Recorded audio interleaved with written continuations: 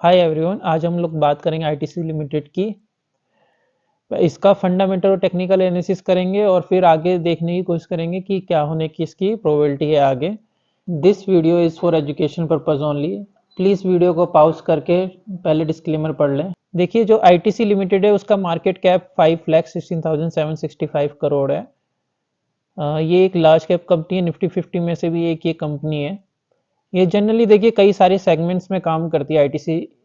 FMCG में है, cigarettes में है, एफएमसीजी अदर्स में है, होटल्स में है, पेपर बोर्ड्स में है, पेपर एंड पैकेजिंग में है, एग्री बिजनेसेस में है। लेकिन जो एनएससी ने अपने जो मैंने आपको एक वीडियो बनाई हुई थी जिसमें मैंने बताया था कि कौन सी कंपनी किस सेक्टर की कंपनी आप सेलेक्ट कर सकते हैं, तो उसमें जो एनएससी ने इसे क्लासिफाइड किया है वो एफएमसीजी में किया हुआ है फिलहाल। तो देखिए, सबसे पहले हम टॉप डाउन अप्रोच की बात कर लेते हैं। जैसे अभी भी इंडियन मार्केट में डीआईए की बाइंग चल रही है और एफआई कंटिन्यूस सेलिंग कर रहे हैं। और अगर हम बात कर लें लास्ट एफपीआई का जो डाटा, फॉरेन पोर्टफोलियो इन्वेस्टर का डाटा जो जन लास्ट तक अपडेट हुआ था उनकी साइट पे, उसकी बात कर लें। जो जैसा कि आप फोर्टनाइट डाटा में देख सकते हैं कि fast moving consumer goods sector में जैन का जो लास्ट आया था, मतलब 31 जैन तक का जो सेकंड फोर्टनाइट का डाटा आया था, उसमें भी कंटिन्यूसली सेलिंग एफआईआई की जा रही है। एफपीआई डाटा जो है उसका नेगेटिव था और एवरेज जो 2255 रहता है उससे ज़्यादा एवरेज था। मतलब इस सेक्टर में सेलिंग अभी एफआईआई की चल रही है कंटिन्यू। अभी 15 फैब तक का डाटा लगभग 19 या 20 फैब तक आ जाएगा, तो उससे हमें और आइडिया मिलेगा कि आगे इस सेक्टर में क्या हो सकता है। फिलहाल के डाटा के बेस पे अभी भी ये एफआईआई के हिसाब से कमज़ोर दिख रहा है सेक्टर। अगर हम बात कर लें इसके प्राइस टू अर्निंग रेशियो का, देखिए 5 ईयर्स का जो मीडियन पीई इसका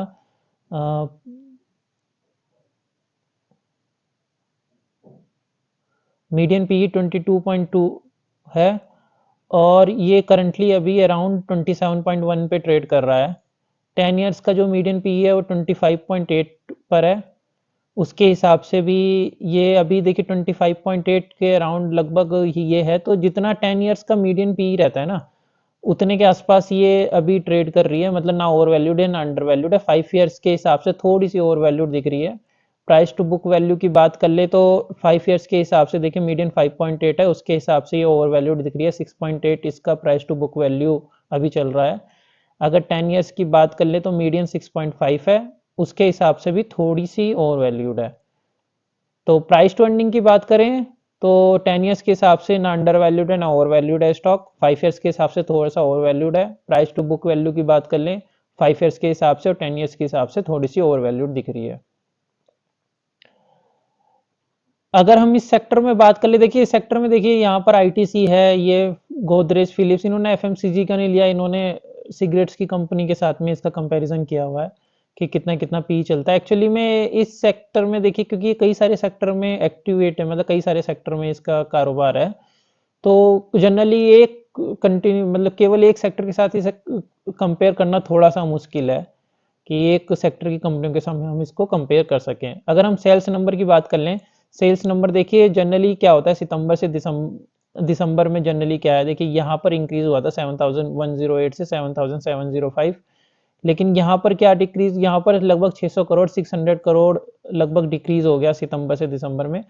यहाँ पर लगभग यहाँ पर भी 1,200 करोड़ लगभग डिक्रीज हुआ है। मतलब अगर हम रिजल्ट्स की बात करें, रिजल्ट्स इसका वीक ही दिख रहा है, जो दिसंबर 2024 तक का रिजल्ट अभी आया था लास्ट, उसके हिसाब से इसके सेल्स नंबर डिक्रीज हो रहे हैं, तो जो एक अच्छा साइन नहीं है।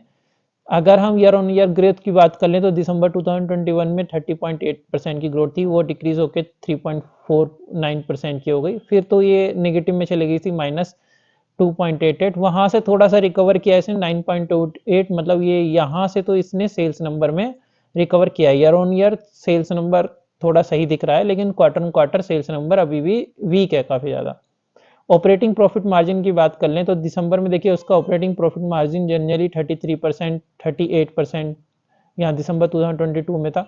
वहाँ से 2023 में दिसंबर में 36% हो गया, डिक्रीज हो गया। अभी ये और ज़्यादा डिक्रीज हो गया। मतलब क्या है, ये ऑपरेटिंग प्रॉफिट मार्जिन जो कंटिन्यूसली डिक्रीज हो रहा है इसका ईयर ऑन ईयर, ये भी थोड़ा सा कंसर्निंग का इशू है इस कंपनी में। अगर हम बात कर लें इसकी बोरोइंग की, बोरोइंग देखिए इसमें 303 304 करोड़ की बोरोइंग है, लगभग कांस्टेंट ही है बोरोइंग इनकी, और बहुत कम नंबर है ये 303 304, मतलब कंटिन्यूसली अगर आप देखेंगे इनका नेट प्रॉफिट ही इनका जो एक क्वार्टर का रहता है वो 5000 के अराउंड है, और बोरोइंग अगर 300 का समथिंग चल रही है तो वो उसको बिल्कुल कवर अप कर सकती है, तो मतलब नेग्लिजिबल है, तो इसको हम इग्नोर मार सकते हैं। ये पॉजिटिव साइन है कि इसकी बोरोइंग ज़्यादा कुछ है नहीं इस कंपनी में। इस वजह से देखिए जो इंटरेस्ट पेमेंट भी जो इनकी रहती है जनरली, क्योंकि बोरोइंग ज़्यादा नहीं है, तो इंटरेस्ट पेमेंट भी देखिए 10 करोड़ 11 करोड़ 15 करोड़ इतने की ही चल रही है, कोई कंसर्निंग इशू नहीं है बोरोइंग के हिसाब से। लेकिन अगर हम शेयर होल्डिंग पैटर्न की बात करें, शेयर होल्डिंग पैटर्न में देखिए इसका प्रमोटर की अलग से नहीं है, प्रमोट इसमें एफ आई डी आई दिए रहते हैं। तो जनरली देखिए एफ आई ने जो, अगर हम ईयर ऑन ईयर की बात कर लें तो मार्च 2023 में उनके पास में 43.35% की होल्डिंग थी इसमें, जिसे डिक्रीज करके अभी दिसंबर 2024 में वो 40.17 रह गए। तो ईयर ऑन ईयर ये डिक्रीज ही हो रहा है। डीआईआई की बात कर लें तो डीआईआई ने 42.08 से 44.91 कर दिया, थोड़ा सा इंक्रीज, मतलब इंक्रीज हुआ है। जो लगभग बेचा है उसे डीआईआई ने खरीदा भी है, पूरा नहीं खरीद पाए, क्योंकि देखिए पब्लिक की शेयर होल्डिंग इसमें इंक्रीज हुई है, मतलब पब्लिक की शेयर होल्डिंग जो इंक्रीज हुई, मतलब इसका क्या हुआ कि जो एफ आई डी आई की ओवरऑल शेयर होल्डिंग है वो थोड़ी सी कम हुई, थोड़ा सा नेगेटिव फैक्टर है वो। क्वार्टरली अगर हम बात कर ले, क्वार्टरली देखिए एफ आई ने यहाँ पर टॉप बनाया था शेयर होल्डिंग पैटर्न में जून 2023 में, जून 2023 से कंटिन्यूसली वो इसको सेल कर रहे हैं। ठीक है, डीआई जो है 41.92 पे थे, वहां से उन्होंने कंटिन्यूसली बाइंग करी है, तो एफ आई इसको सेल कर रहे हैं और डी आई इसको बाय कर रहे हैं। अब देखते हैं कि कंट्रोल कौन कर रहा है। अब हम इसका टेक्निकल एनालिसिस करके देखना चाहते हैं कि इसे कंट्रोल कौन कर रहा है एक्चुअली में इस स्टॉक को। सबसे पहले मैं इसका आपको दिखाना चाहता हूँ। देखिए मैंने ये मंथली कर्व लिया है, मंथली चार्ट लिया है, और यहाँ पर लॉग कर्व ऑप्ट किया हुआ है। ठीक है, लॉग कर्व में अगर आप देखेंगे तो बॉटम में एक ट्रेंड लाइन बन रही है इसकी। अभी तो कई सालों के बाद में कई बार ये इस ट्रेंड लाइन पे आता है। ठीक है, तो जब ये ट्रेंड लाइन के नीचे जाती है ना, एकदम से जंप लेता है। अभी तक तो ये ट्रेंड लाइन इतनी बढ़िया से काम करी है इसका, देखिए 1995 से अभी तक ये ट्रेंड लाइन ब्रेक नहीं हुई है, मतलब बहुत तगड़ा सपोर्ट है ये इसका। और अगर हम इसके हॉरिजॉन्टल सपोर्ट की बात कर ले, हॉरिजॉन्टल सपोर्ट इसका जो फर्स्ट है वो 349 से मतलब इस लेवल पे 350 से लेके 364 के बीच में है। एक सपोर्ट देखिए इस लेवल पे भी बन रहा है इसका, जो 400 पे ये बॉटम से करा था, जम ऊपर गई थी फिर नीचे आई, 400 पे भी बन रहा है। लेकिन अगर मैं अपनी पर्सनली बात करूं कि मैं इस स्टॉक को अगर बाय करूं तो कब करूं या करूं, देखिए जब ये इस हॉरिजॉन्टल सपोर्ट या ट्रेंड लाइन सपोर्ट पे आएगा ना, मैं तभी इस स्टॉक को दोबारा एनालिसिस करके देखूंगा कि मैं इस स्टॉक में नई पोजीशन बनाता चाहता हूं बाय की या नहीं बनाना चाहता। जब तक ये इस हॉरिजॉन्टल सपोर्ट या ट्रेंड लाइन पे वापस नहीं आता है तब तक मैं डिसाइड नहीं करूंगा। या तो ये आ जाए, देखिए पहली कंडीशन है, या तो ये कंडीशन सेटिस्फाई हो जाए। ठीक है, दूसरी कंडीशन है या तो मेरे को जो एफ आई आई की ये वाली जो shareholding pattern F I I का कंट्रीब्यूशन डिक्रीज होते हुए दिख रहा है किसी क्वार्टर में, वो इंक्रीज होते हुए दिखाई देने लग जाए, तो मैं इसका फिर से एनालिसिस करूंगा, इसका पूरा फंडामेंटल टेक्निकल, और फिर उस टाइम पे डिसाइड करूंगा कि मुझे इसमें कुछ ट्रेडिंग या इन्वेस्टिंग पर्पस से कुछ लगाना है या नहीं लगाना है।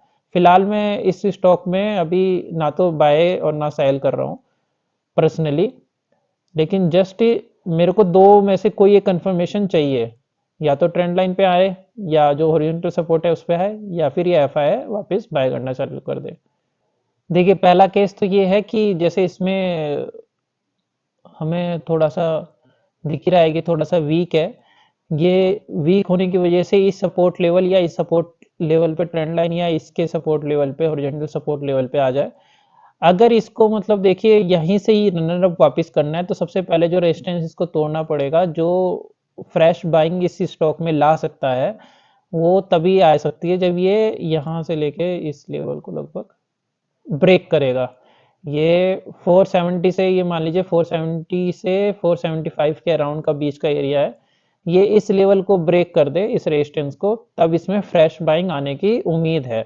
अभी फिलहाल तो ये चार्ट के हिसाब से काफ़ी ज़्यादा वीक दिख रहा है। इसी के साथ मैं अपनी वीडियो को समाप्त करता हूँ, और आशा करता हूँ ये वीडियो आपको पसंद आई होगी। अगर आप इसी तरह की और वीडियो चाहते हैं तो मेरी वीडियो को लाइक शेयर एंड सब्सक्राइब करें, और बेल आइकन दबाना ना भूलें। धन्यवाद। This video is for educational purpose only, not any financial advice. It is my personal view. Please do not take any financial decision based on this video. Please consult your financial advisor before taking any decision. I am not responsible for any financial gain or loss or any implications arising out of any decision taken by anyone after watching this video.